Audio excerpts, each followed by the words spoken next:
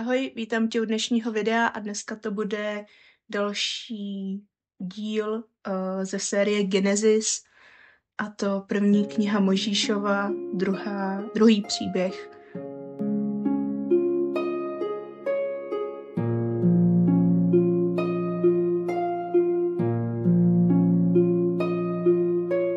Člověk v zahradě boží.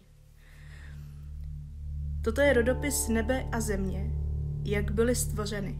V den, kdy Hospodin Bůh učinil zemi a nebe, nebylo na zemi ještě žádné polní křovisko, ani nevzcházela žádná polní bylina, neboť Hospodin Bůh nezavlažoval zemi deštěm a nebylo člověka, který by zemi obdělával.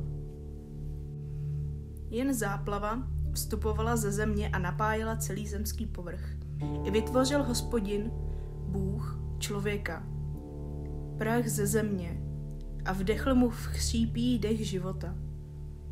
Tak se stal člověk živým tvorem a Hospodin Bůh vysadil zahradu v Edenu na východě a postavil tam člověka, které vytvořil.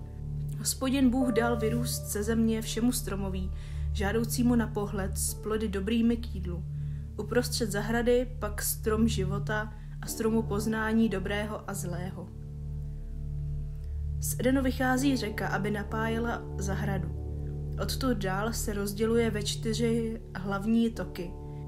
Jméno první je Píšon, ten obtéká celou zemi Chavílu. V níž je zlato. A zlato té země je skvělé. Je tam také vonná pryskyřice a kámen karneol. Jméno druhé řeky je Gíchon. Ta obtéká celou zemi Kůš. Jméno třetí řeky je Chidekel, ta teče východně od Asýrie. 4. řeka je Eufrat.